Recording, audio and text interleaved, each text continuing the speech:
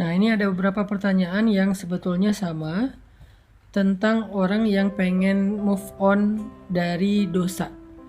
Dia kayak ngerasa hina banget karena melakukan dosa yang berulang kali, melakukan dosa yang sangat-sangat membuat dia malu. Terus gimana cara biar move on? Ada lagi yang bilang gini, saya tuh pernah melakukan dosa besar dengan pacar saya, terus saya sadar akhirnya saya putusin dia. Tapi setelah mutusin dia, saya nggak kuat, saya pengen balikan berbuat dosa lagi yang sama.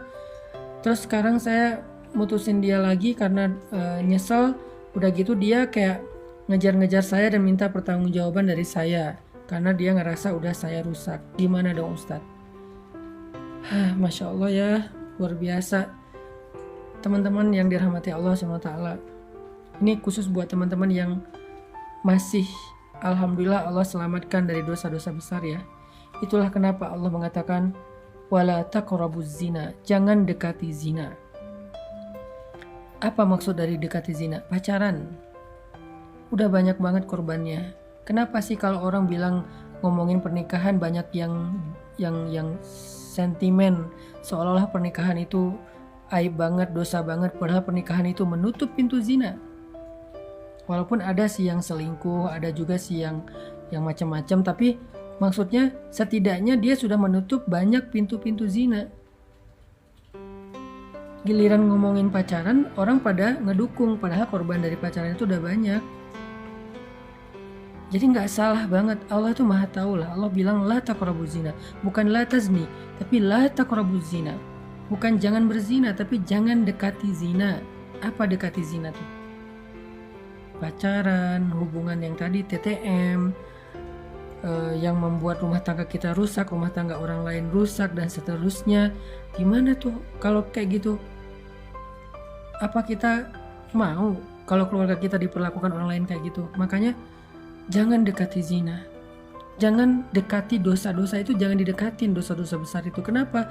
Walaupun kita pede banget bilang saya nggak akan terjerumus, tapi setan itu licik dan gak akan berhenti untuk menggiring kita setahap, selangkah demi selangkah sampai terjerumus dan akhirnya nyesel. La taqrabuz zina.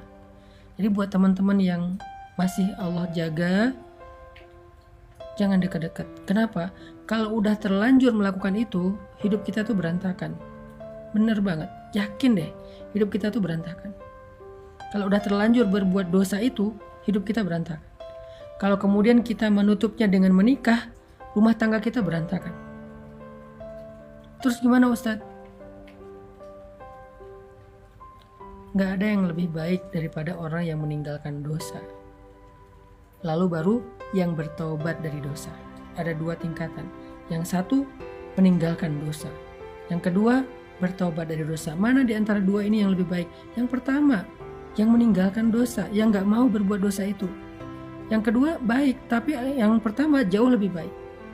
Jangan kita gampangin, gampang nanti bisa taubat. Pertama, ya kalau kita masih punya kesempatan. Kedua, ya kalau ternyata hati kita terbuka untuk taubat. Kalau udah keenakan dengan dosa. Dan yang ketiga, tetap orang yang meninggalkan dosa lebih baik dan lebih utama daripada orang yang bertaubat dari dosa, walaupun dua-duanya baik.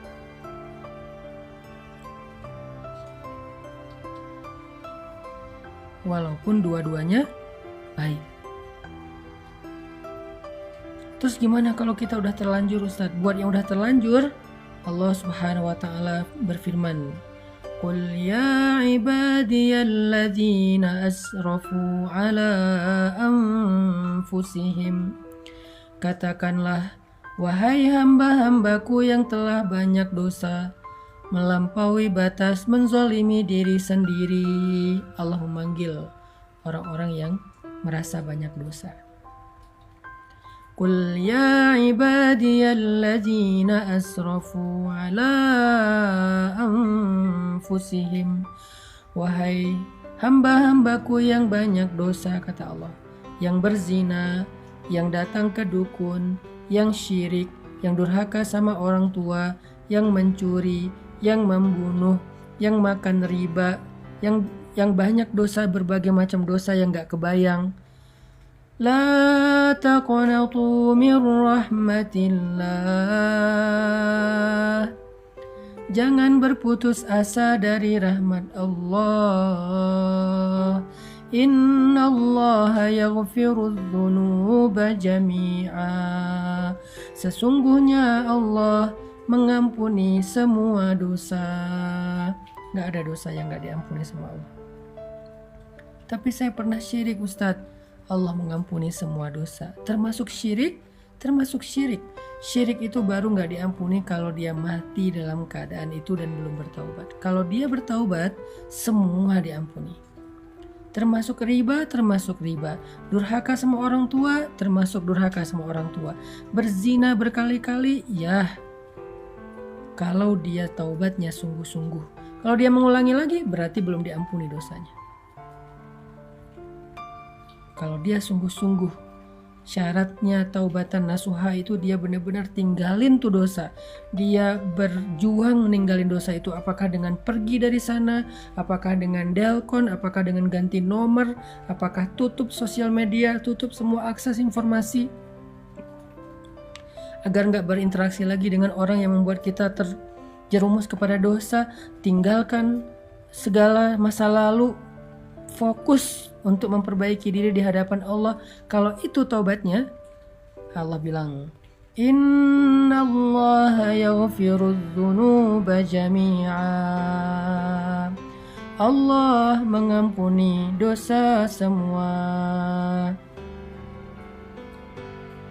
Allah mengampuni semua dosa.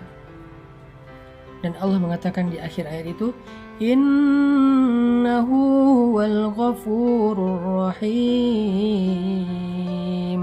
Sesungguhnya dialah yang maha pengampun, lagi maha penyayang.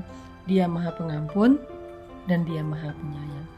Dia pasti mengampuni dan dia sayang banget sama kita. Jadi kalau ada niat pengen benar-benar bertaubat, jangan berkecil hati. Kalau benar-benar pengen bertaubat, jangan berkecil hati. Allah itu sayang banget sama hambanya yang bertaubat. Innallaha yuhibbut tawwabin. Malah Allah cinta sama hambanya yang bertaubat. Wa yuhibbul mutatahhirin. Allah cinta kepada hambanya yang pengen membersihkan dirinya.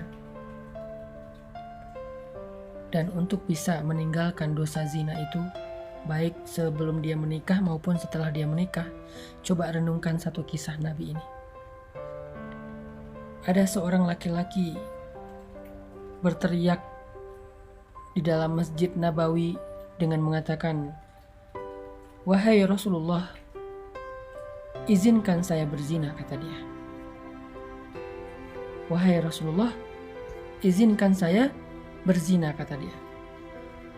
Semua sahabat yang mendengar ini kaget. Kemudian mereka marah karena lancang sekali laki-laki ini minta izin kepada Nabi untuk berzina. Yang udah pasti itu adalah dosa besar. Aneh kan pertanyaannya, izinkan saya berzina ya Rasul.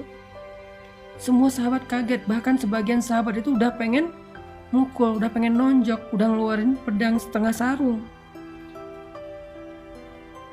Nabi juga kaget, tapi Nabi bijak. Nabi mengatakan, "Udnu, dekatlah ke saya, kesinilah." Akhirnya dia mendekat, datang ke arah Nabi, duduk di sini, kata Nabi. Dia duduk di depan Nabi sampai bertaut lututnya dengan lutut Nabi. Kemudian Nabi bertanya dengan suara yang lembut, karena Nabi ingin melembutkan hati orang ini.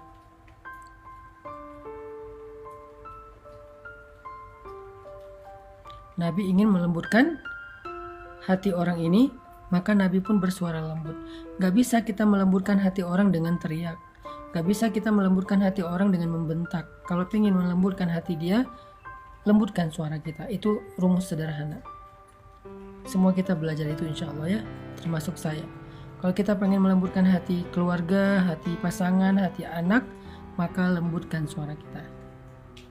Tapi kalau kita keraskan suara kita, maka kita akan mengeraskan hati. Nabi kemudian berbicara dengan suara lembut kepada laki-laki itu dengan pertanyaan. Kata Nabi, gimana kalau itu terjadi kepada istrimu? Gimana kalau ada orang yang berzina dengan istrimu? Atardo li zawjatik? Apakah kamu ridho jika orang berzina dengan istrimu? Laki-laki ini kemudian tiba-tiba marah, emosional. Dia bilang, "La," kata dia, "enggak akan ridho. Saya akan bunuh dua-duanya." Atardo li ummik, kata Nabi, apakah kamu ridho kalau orang berzina dengan ibumu? Kata dia, enggak, saya akan kejar orang itu. Atardo li ukhtik, apakah kamu ridho jika ada yang menzinahi saudarimu? Dia marah, enggak. Atardo li ibnatik, apakah kamu ridho jika ada yang menzinahi anak perempuanmu? Enggak, kata dia, saya enggak ridho sama sekali. Kemudian Nabi mengatakan, begitulah perasaan orang yang ibunya kamu zinahi. Begitulah perasaan orang yang istrinya kamu zinahi. Begitulah perasaan orang yang adik perempuannya kamu zinahi. Dan begitulah perasaan orang yang anak perempuannya kamu zinahi. Mereka juga enggak ridho, mereka juga sedih, mereka juga marah. Seperti apa yang akan engkau, seperti apa yang engkau rasakan. Kemudian Nabi mengusap dada orang itu. Setelah diusap dadanya, Nabi mendoakan, ya Allah, lapangkan dada orang ini, bersihkanlah kemaluannya. Tiba-tiba dia menghirup nafas panjang, lalu menghela nafasnya. Dengan lega dia mengatakan, ya Rasulullah, dulu zina adalah perbuatan yang paling saya suka. Sekarang zina adalah perbuatan yang paling saya benci. Dia memeluk Nabi SAW. Renungkan kisah ini.